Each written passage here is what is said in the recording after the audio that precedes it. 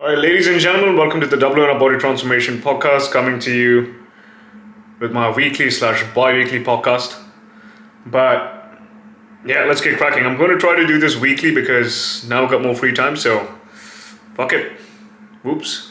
I think so. I cursed right at the start of the podcast, but you know what? What the hell? But anyways, let's probably get cracking, right? As you guys and girls know, that I am currently phasing out of my long-term cut, and the calories are up from something like, I ended my cut at something like 1355, and the calories are up to something like 2190. But before we get cracking and before I talk more about things, right, I just want to say that whatever I mention on this podcast slash video is solely for educational and entertainment purposes only. It's not for you all to go and experiment on yourself. Like, whatever you want to do, please do it under the guidance of a physician and seek some professional help. Don't do dumb things by yourself. And before we get cracking, feel free to like, share, subscribe. Just do the needful. It just helps me get to more people out there. But yeah, let's get cracking, right? So what are my food sources, and what are the food sources that I suggest people eat when they're trying to drop body fat, when they're trying to optimize their hormone levels, etc. Again, this is not a black and white answer, right? But this is something that I suggest basically. And especially if you are taking anabolic steroids, if like me, because my dose is up from 200 milligrams of test to 300 milligrams of testosterone enanthate. And this is not like TRT territory. This is bodybuilding territory, because my goal in the long run is to do bodybuilding at a higher level. My goal in the long run is to do body transformation coaching for men who want to optimize their physiques with training, nutrition, and if they want to do steroids in a healthy manner. That's one of my goals. There's no healthy way to do it basically, but the side effects are genetic, which is something that I'm going to be covering in a separate podcast. And my goal in the long run is to do bodybuilding coaching for competitors like that. I'm fascinated by the process, but yeah, let's probably get cracking right now. But the most important thing when it comes to dropping body fat is you got to be in a calorie deficit. Like, that is the most important thing, right? The second most important thing is you got to be at a high protein intake, because protein is going to help you retain muscle. A calorie deficit is simply you reducing your calories through less food and increasing your movement, and that's going to cause you to lose weight. And when you lose weight, you want most of the weight loss to come from fat. Hence, you want to push your protein intake up, because that's going to help you retain more muscle, and combine that with some form of resistance training, because that's going to help you retain muscle. It's so simple, so that most of the weight loss created by the calorie deficit is going to come from fat. I'm not going to dive into the specifics whether you need to go on low carb, high carb, etc. But this is like the crux of it. Now, what are the food sources that you're supposed to be, that is better for you to eat if you're trying to drop body fat and keep your hormone levels in check and keep your health levels in check, regardless if you are natural or if you're not natural, right? Let me start off with the basics. Whole foods. It's fucking simple, right? But if you keep whole foods, you're gonna realize, like, whole foods, right, compared to a Kit Kat or extremely processed foods, etc., is gonna be relatively high in nutrients. And the more nutrients you got floating around in your bloodstream or in your body or whatever, the more your health is gonna be in check. The more your health is gonna be in check, the harder you're gonna be able to train. Your sleep is gonna be better. Your hormone levels are going to be on point. Your digestion is going to function on point. What else? Yeah. Like, you're not going to face that brain fog associated with the diet. Yeah, it's going to be there slightly, but it's not going to be as pronounced as you think. You're going to be fuller. The dietary adherence is going to be far more easier to do. The progression in the gym is going to be much more better, right? You're not going to, the chance of muscle loss is going to be lesser, or in some cases it doesn't even happen.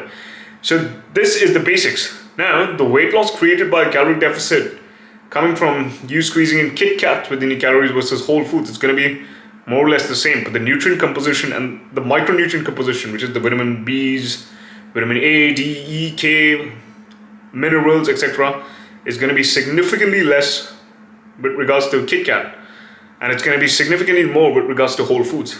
Pretty obvious, pretty common sense, but most of the people oversee that, right? So I've got some notes in the background, but I'm just going to keep on looking at it, but hear me out, please stay with me, right? Understand this, right?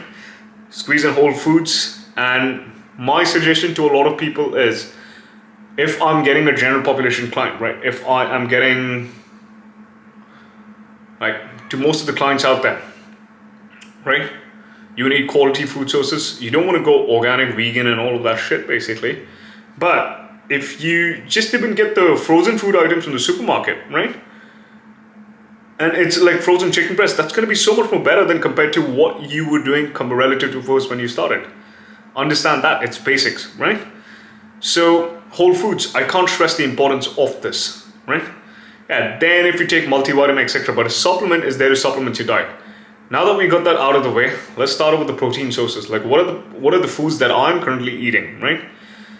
But before we get cracking the protein sources, sorry, I know I'm all over the place.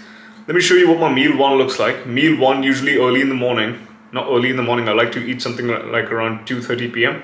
or 1:30 p.m. because from morning till afternoon I like to fast. I am maintaining the same structure that I had during my dieting phase. To like, as and when the food is going up, because that just psychologically helps me, and when I am just in that fasting state, I tend to get a lot of work done, right? It's just so simple. Then I pull in a meal and then I go and train. And my meal one is usually some sort of beef liver, chicken breast, 3 to 4 whole eggs, loads of vegetables and potatoes, and some form of fruit, right? Keeps me, fucking love it. I add in a lot of salt, I add in a lot of spices. Sometimes I add in spices, sometimes I don't add in spices. Things like soy sauce, low calorie sauces, yeah. Do I count those calories? The answer is no. Plus or minus, right? The second thing is, so that's meal one. That more or less comes up to anywhere between something like 650 to 750 calories, right? I'm gonna paste today's calories and macros over here. The second thing is meal two. Meal two, I usually keep it light. This is when I come back from the gym, back home. Some sort of chicken breast, some sort of eggs, or some sort of prawns, or some sort of shrimp, along with loads of vegetables, and along with potatoes again, or some butternut squash or pumpkin, etc. Pumpkin is better than potatoes when it comes to my taste buds, but that is something that I really truly prefer. It's slightly sweeter than potatoes. Now, and for dinner, I keep it like some sort of chicken breast. And I make like a bit of a pudding out of carrots, butternut squash, loads of dates. I fucking love dates. And like another fruit, right? And that helps me fucking sleep, right? These are all the pictures. Meal two, as you can probably see, or here, wherever I'm going to be inserting. These are the macros for meal two, and then meal three. Now you might probably go like, ooh, that's like 900 calories for dinner. That psychologically helps me because as and when the food goes up, then I'm probably going to be spacing it out, because yeah, I just want to do this properly, right? It's not perfect, but this is what helps me stay consistent. Right now, when the food is still being pushed up, I'd rather be consistent. My weight is still fluctuating anywhere between something like 48 to 49 kilos. I'm beginning to feel better and healthier, but it's not quite there yet. This week, I was coming down with a cold, and I took the past 2-3 days off. Simple, right? But from tomorrow, I predict that I'm going to be able to get back to training again. Well, let's take it a day at a time, and this is what I'm doing. Now, why I've chosen the same food sources, and this is what my coach actually told me, is when you're phasing out of a diet, you want to keep the same food sources, slightly add in some variety, but don't add in too much variety, because if you add in too much variety, you're training your tongue receptors for more variety, and that's going to trigger more cravings, right? When your budget of calories is high enough, then you can freestyle, but still you want to keep the principle of whole foods in check, which brings me to another separate topic, right? Let's probably start off with the macronutrients like proteins, carbohydrates, and fats. What are your food sources supposed to be when you're trying to drop body fat, when you're trying to optimize your hormone levels, when you're trying to build muscle? Regardless of whatever your goal is for physique development, these are the protein sources that I suggest. And this is not what my coach told me, but this is from the research that I've done on myself, run it through my coach, read the books about, and also coach clients through, right? Quality sources, right? By quality sources, I mean protein sources which have a complete amino acid profile. So, animal protein sources and dairy protein sources have a complete amino acid profile. Now, compared to vegetarian protein sources. So what do I mean by this? Let's say you are getting something like 16 grams of protein. No, one egg has something like 6 grams of protein. Now, one whole egg has something like 90% amino acid. So you're probably going to get something like 5.4 grams. So 90% of 6 grams is going to be like 5.4 grams, right? Whereas if you get like, I don't know, your protein from lentils, because a lot of vegetarians like to think, right? I'm Indian basically, and as Indians we think, oh, lentils is a source of protein. Lentils is a relatively higher source of protein compared to rice, potatoes, and bread, because of which a lot of Indians go like, you know what, lentils is protein. It's something like, it's got the amino acid profile, don't quote me at it, but it's anywhere between 20% to 5%. So barely any of it is being absorbed. Now, if you want to make it a complete protein, you want to be combining animal protein with some sort of lentils. Sounds weird, right? But animal protein and dairy protein have a relatively high amino acid profile compared to vegetarian sources of protein. So your diet needs to come from some sort of quality animal protein or dairy protein. If you're a vegetarian I'd probably say like you're better off relying more on protein powders, and if you can pull in eggs, you can squeeze in fish and turn into a pescatarian, that would be like the best option. But protein powders are a great option. What else? The other thing is, yeah, so these are the protein sources that I've been eating, right? Chicken breast. Why? Because I fucking love chicken breast. And it's lean, it's low in calories, so it's got a higher protein to calorie ratio compared to chicken leg piece, chicken drumsticks, etc. Chicken liver, chicken kidney. Slightly high in fat, but still very similar to chicken breast. If you enjoy the taste, you got a taste for it, fuck it, go and have it. The thing about organ meats is any form of organ meat, beef, lamb,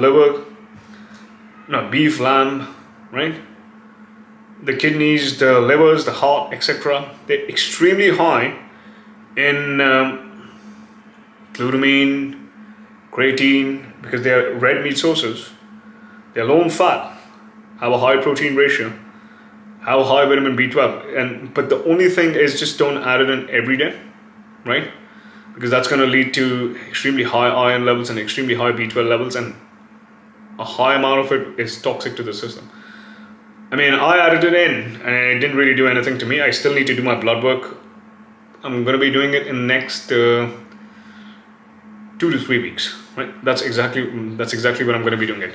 Lean red meats, this is what I'm going to tell you. So something like 0% beef minces, 0% like 0 to 5% lamb but beef minces, 0 fat Greek yogurt or low fat Greek yogurt or low fat normal yogurt, that's fine. 0 fat cottage cheese, whey protein powders, isolate concentrate.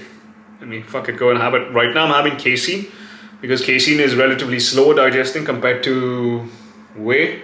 So whey protein, if you drink it, it's going to be absorbed within something like 30 to 40 minutes. Whereas casein is going to be something like 7 to 8 hours, right? It doesn't really make a difference, because if you mix whey protein with some form of fat source, like let's say peanut butter or something like that, you make the food structure so complex that it's still going to be taking longer to digest. And if you add in like a fiber source inside it, like some form of fruit, right? Or like bake it with some pumpkin in the form of pudding, it's going to be taking longer. It's going to be taking longer for it to be absorbed. So eggs, I can't also stress the importance of this, but eggs are extremely high, not extremely high, but they have choline, which actually helps with brain health. So these are the food sources around which your meal should be revolving around, right? That basically is it. Rotate it as and when the budget of food goes up. Yeah, you can add in slightly fattier food sources, Salmon is good. For seafoods, I probably say like low fat seafoods like prawns, shrimp, fucking amazing. If you can tolerate shellfish, pretty good. Fish is good. So add in like a serving of poultry in the form of chicken breast, turkey, eggs. Add in some form of organ meat every other day, like beef liver, lamb liver, beef kidney, lamb kidney. What else? A serving of fatty meat, right? Rotate between eggs and salmon or steak, right?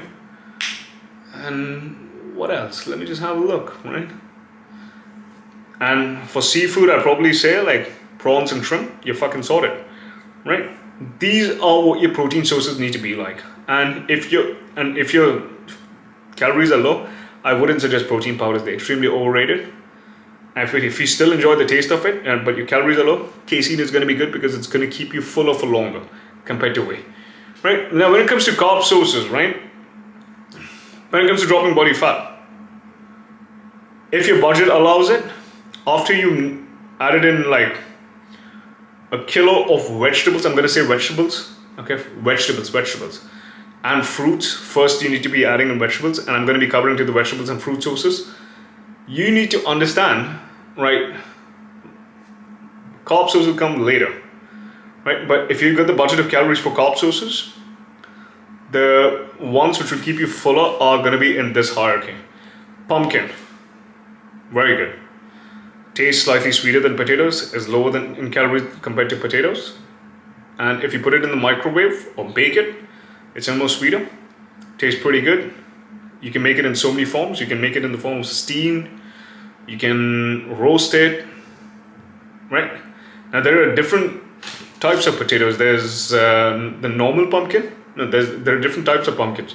There's the normal pumpkin, and there's also the butternut squash. Butternut squash is slightly high in calories, but it's slightly more sweeter and it's slightly more tasty. I personally prefer butternut squash, right? Butternut squash looks like that, right? Yes, I know I'm making the shape of a female, but of an attractive female, but you need to realize like there are different types of pumpkins. Look at the calories of each of them. Yeah, it's better if you be on top of it and pay attention to these small things when your calories are low. But this is my suggestion. The other thing is, on top of that, but normal white potatoes are a really good source of carbohydrates. Simply steaming it in the microwave, or simply like baking it, or simply like roasting it with the skin on, fucking amazing, right? Then after that, sweet potatoes, slightly more high in calories, high in fiber, add it in. But during a deficit, I'm not a huge fan of sweet potatoes, even though they taste pretty good. But yeah, those are my things. Then like oats are slightly more high in fiber, rice, potatoes, bread. Although I'm not a huge fan of it during when the calories are low, because those are like trigger foods. They never tend to keep you fuller. But yeah, these butternut squash, pumpkin, and potatoes and sweet potatoes, preferably, it would be a good source of things basically. Now, vegetable sources, right? I'll probably say there are different types of vegetable sources. There's like low sugar vegetable sources, and then there's high sugar vegetable sources. Low sugar vegetable sources tend to be low in calories. Sugar is not really a bad thing. High sugar vegetable sources tend to be high in calories, and when your calories are low during a fat loss phase, you want to be chasing more food volume. Pretty obvious, right? But what I'm going to get at is low sugar vegetable sources. Cucumbers, mushrooms, cabbage, different forms of cabbage like the purple cabbage, the red cabbage, the green cabbage, things like that, right? And the high sugar vegetable sources, beetroot, peas, onions.